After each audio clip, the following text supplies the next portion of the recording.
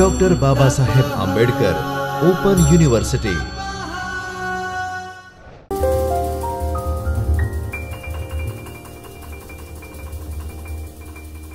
Hello dear students, I, Assistant Professor Nilesh Bokhani, welcome you from Chaitanya Studio Dr. Babasaheb Ambedkar Open University.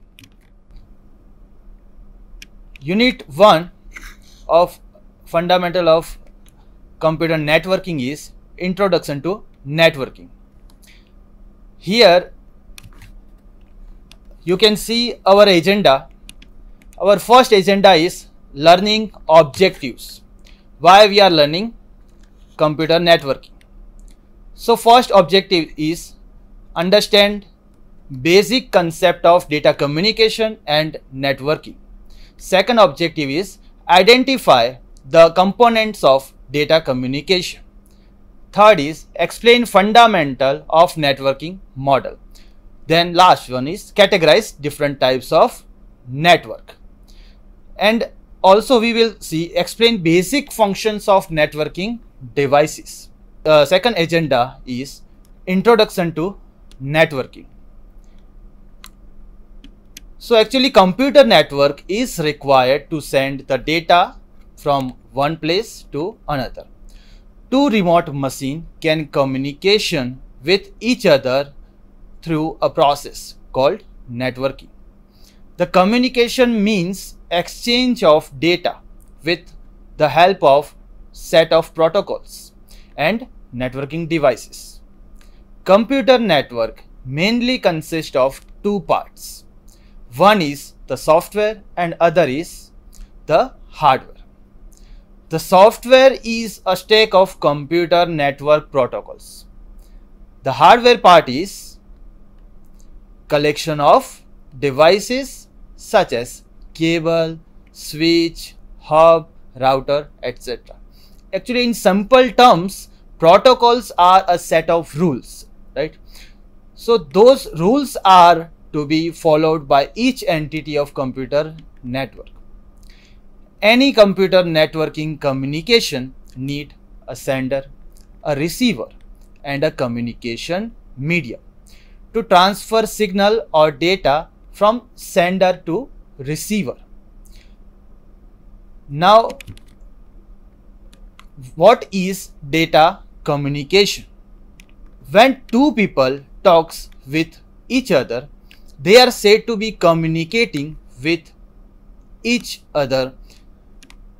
They exchange their ideas, their thoughts, opinions, feelings with the help of words of some natural language.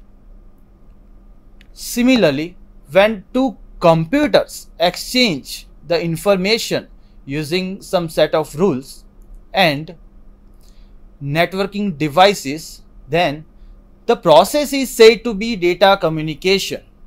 Okay. So the information is presented in form of data. Actually, the data may take various forms such as text, audio, video, images, etc. To have successful data communication, it must satisfy several characteristics. Okay, so let's see what are different types of characteristics. First one is correctness of data communication. First, actually the data must be received correctly by the remote receiver. Putting in simple words, the data which sender has transmitted, receiver must receive the same data bit by bit. There must not be a single bit in error. Okay. For example, we assume that sender have sent the binary stream 110, then receiver must receive exactly 110. Then the second characteristic is timeliness. Now data must be received timely. The data are not useful if it arrives out of time, right?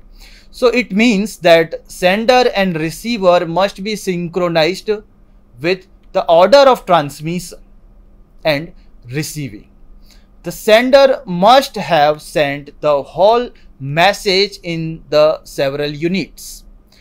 The receiver must receive the whole message in the same sequence of unit. Okay, for example, sender is sending the video message to the receiver. The whole video message is transmitted in small parts. Then the receiver can understand the message if all parts of the video message arrives at receiver in the same sequence, right? So this is applicable for audio form of the message too. Now last characteristic is correct destination. The data must be received by the machine to which data actually has been transmitted. It must not reach to any other destination. Then we will go for our third agenda, that is components of networking, right? Now components of networking, you can see there are following components of computer network.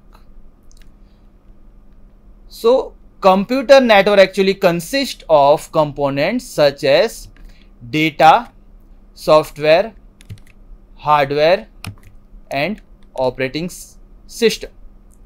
First of all, we will focus on hub. Then we will go for switch, router, repeater and network interface. Okay, let's start with hub. Actually, hub is a central device to which all machines are connected. Whenever a sender machine transmits the message, it is sent through the hub. So the hub is kind of broadcasting device. So it will receive the request and transmit it to the entire network. The intended receiver will accept the message and all other computers will ignore the message. So it is used for end-to-end communication. Here N indicates all computers of the network. Okay. So this is called hub. Okay. Now we will go for second, that is switch. Okay, let's understand what is the concept of switch. Now switch is networking device as one of computer network components. It looks like hub, but it does not work similar to the hub. It has got built-in memory and intelligence. It sends the data to the specific receiver. It usually uses physical device addresses in each incoming message so that it can deliver the message to the right destination or port. It is used for point to point, means P2P communication. Here P indicates identification of a specific computer. Both switch and hub have common features. Multiple RJ45 means registered jackpots, power supply and connection lights. Now we are going for router. Okay, let's understand what is the concept of router. Routers are mainly used to send the message from source machine to the destination machine. There is a large number of routers are connected among themselves. Hence, there may be several alternative paths from source router to the destination router. Router finds the best possible path between them using routing algorithm and routing table information. Router tables are used to store information of other neighbor routers in the network. Router also can be used to connect LANs, MENS or WANs. Then we will going for our fourth topic, that is repeater. Okay. Now actually repeater strengthen the weak signal. Okay. If distance between two directly connected computers is long, then the signal which passes through may get weaker and weaker. So the receiver may not get the correct data as it was transmitted. In this case, a repeater is placed between these two computers.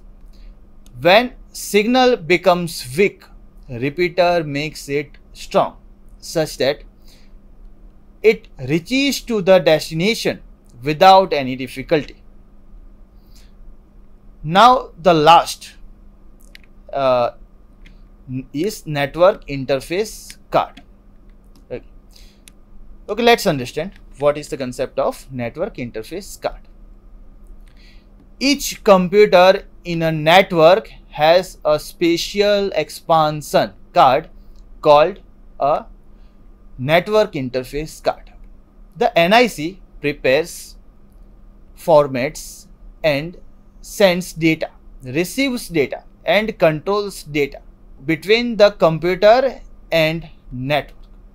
On transmit side, the NIC passes frames of data on to the physical layer, which transmits the data to the physical layer on the receiver. On the receiver side, the NIC processes bits received from the physical layer and processes message based on its contents. Now you can see we will understand cables in details because it's very important topic. So actually computer network can be established through wires. The wire connects a computer to another computer or to the central device. There may be wireless network or mixture of wire and wireless connections. In wired computer network, different types of cable are being used to carry the signal from one point to another. The form of signal depends upon the type of wire is used. First type is coaxial cable. Coaxial cable is type of electrical cable. It has mainly three layers. The innermost layer is copper wire. Copper wire is surrounded by insulator. As the middle layer, the outer layer is made up of conducting shield. You can see in your diagram, it is primarily used in cable TV companies to connect customers' TV with single receiver. Then we will go for another type, that is twisted pair. A twisted pair cable is a cable made by twisting two separate insulated wires. There are such 4 pairs in cable which is used in network setup. There are types of twisted pair cable. First one is a shielded twisted pair cable. It has a fine wire mesh surrounding the wires to protect the transmission, and a UTP, that is unshielded twisted pair. Then last one is fiber optics cable. A fiber optic cable is made up of glass fibers surrounded by plastic coating. Data are transmitted in form of pulses of light. The fibers are protected from heat, cold, or any other external interference by coating. The speed of data transmission in fiber optics cables is very high compared to coaxial cable and twisted pair cable. On the other side, the initial setup cost and maintenance is also high. Dear students, our next topic is various types of network. Actually, the network can be categorized with respect to several criteria. Some of them are geographical, boundary in which the network expanded, type of delivery, mode of communication. We categorize the network based on the size. First is local area network. Actually, the propagation delay is short in a LAN. Then second type is metropolitan area network. In metropolitan area network, there is a moderate propagation delay, and in last wide area network, there's a long propagation delay. Okay, let's understand in detail the concept of local area network. So local area network connects the networking devices in single office, building or campus. It mainly spans based on the need of organization. Generally, a network which is formed within few kilometers peripheral can be said as local area network. For instance, for example, in an academic institute, an interconnection among computers can be considered as local area network. Similarly, several computer laboratories are connected to form the local area network. Now, LAN has been designed to share various hardware and software resources. Resources may contain printer, scanner, etc. Software resources might be data, tools, programs, etc. The speed in LAN was 4 to 16 Mbps earlier. Remember, my dear students, the speed in LAN was 4 to 16 Mbps earlier.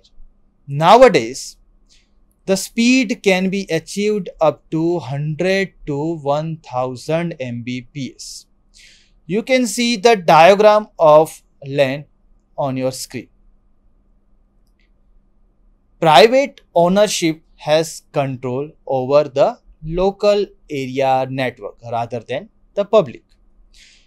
LAN has a short propagation delay than MAN as well as WAN.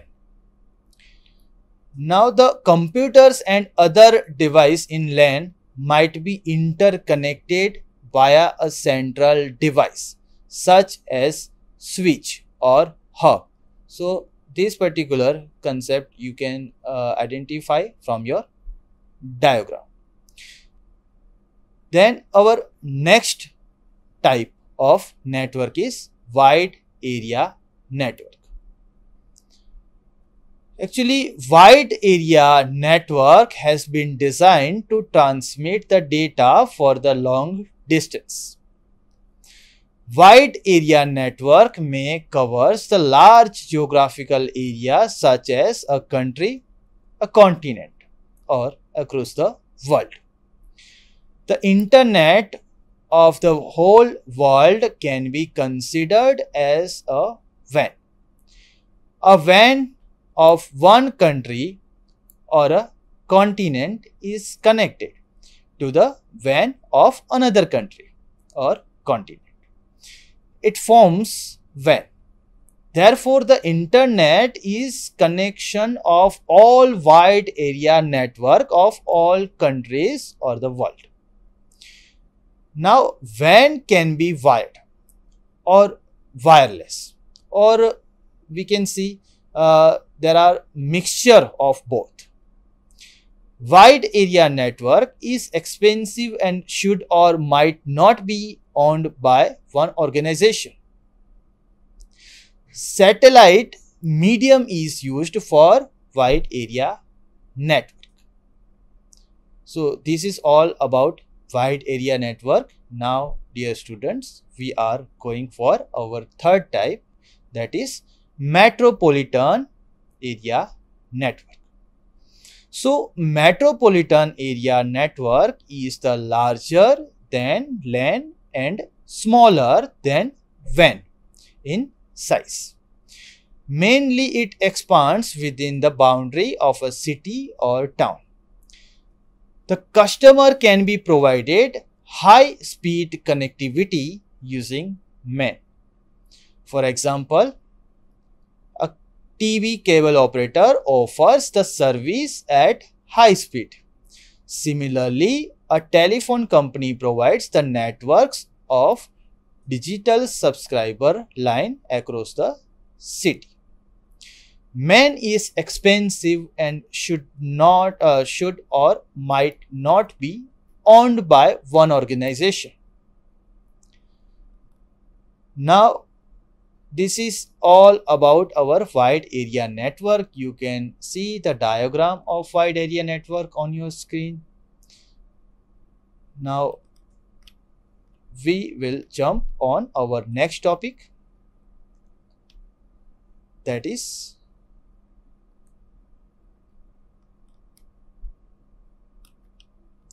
different computing models of network. The entire process of communication between two entities seems straightforward. It looks like a single step process, but it takes several steps one after another. Also, these steps are carried out in sequence. For example, the task of sending an email from source to the destination can be divided into several subtasks. Each subtask would be performed by a specific program of software. Again, each subtask provided service to another subtask and also takes service from another subtask. If all subtasks are arranged in some hierarchy, then lowest subtask transforms the binary data digital signal. The process is resolved at the receiving side. It converts the digital signal to the binary to take the subtask from bottom to the top. Now we will understand our first computing model, that is client-server network. A computer network in which one centralized powerful computer is called the server. There are several less powerful computers are connected with server called clients. The server owns numerous resources such as printers, scanners, files, videos, etc. The server's primary purpose is to provide services to the clients connected with it. Whenever a client demands for the specific resources, the server locates that resources and provides to the client. There are two settings in the client-server network.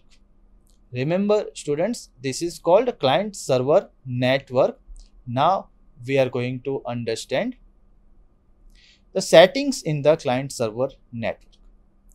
So first, all clients have the same set of access of privileges.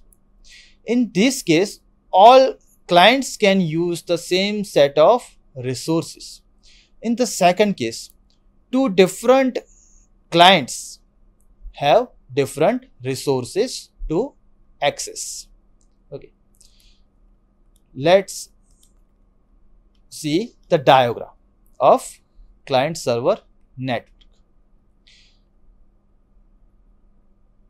Now the main benefit of the client server network setup is that all resources are to be placed on one place.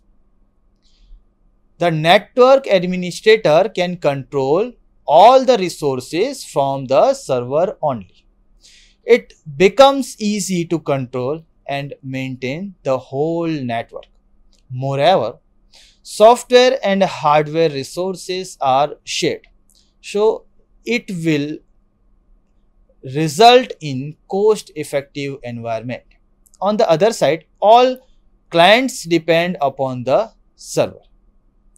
Therefore, if server fails, then the whole network goes down.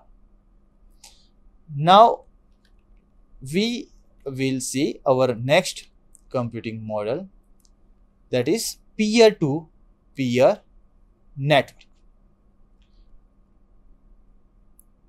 A peer-to-peer means P2P network is a network in which all connected computers are neither servers nor clients. A P2P network can be an ad hoc network, right? It can be an ad hoc network. A couple of computers are connected through media to share the resources. It is set up for temporary. In contrast, a P2P network may own permanent infrastructure. For example, 10 to 12 computers are interconnected in a small office to share the printer. In simple words, it does not require any configuration such as access privileges, right? Okay. Now our third type is centralized computer network. Another logical classification of computer networks is centralized computer network model. Here, all resources are placed on one machine only. Moreover, all computing processes are done on a dedicated computer only. For example, if there are 3 documents to be shared among n computers, then all the documents would be stored on a specific computer. A node or a computer needs any resources or set of resources. It demands that from centralized machine. Now there are various characteristics of centralized computer network. First one is homogeneous. Okay. So what is the meaning of this word homogeneous? Okay, let's understand in related to our computer networking logic. Now all computers have same type of configuration such as operating system, processing, power, RAM. Okay. So this is called homogeneous. Then second one is single point of failure. If central computer fails, then resources can't be accessed at all. Then third characteristic is the network is controlled from a single point. And next characteristic is difficult to scale. For example, more computers are to be added in the existing network. Then last characteristic is easy administration. Okay. Centralized computer network has the advantage of easy administration. Okay. Now the next is distributed computer network. Let's understand the concept of distributed computer network. In distributed network model, the network resources are placed on more than one computer. The processing also is done on different computers. The computers are located on different geographical locations that you can identify from the diagram. The resources are distributed among them. So it satisfies the concept, or it satisfies different criteria of distributed computer network. Now the resources might have been distributed on all computers or group of computers. Let's see some of the characteristics of distributed computer network. First one is heterogeneous. Okay. In centralized we have seen homogeneous, here we have heterogeneous. Now the computers may have different type of configuration such as operating system, processing power and RAM. Shared resources is second characteristic. So resources are shared and replicated. So in case of failure, the same can be fetched from other computer. Next characteristic is the network is controlled from multiple points. The network is controlled from multiple points. Then easy to scale, right? The next characteristic is easy to scale. And it's just opposite to centralized. The last characteristic is it is not so easy for administration, right? And after distributed computer network, we will go for our next topic, that is collaborative computer network. Collaborative computer network model is a diverse group of networking devices intended to support work between individuals. Collaborative model uses the applications such as chat programs, instant messaging and video conferencing. These applications empower users to access each other and information whenever it is required. Thank you, dear student. I hope you enjoyed second part of Unit 1. Thank you.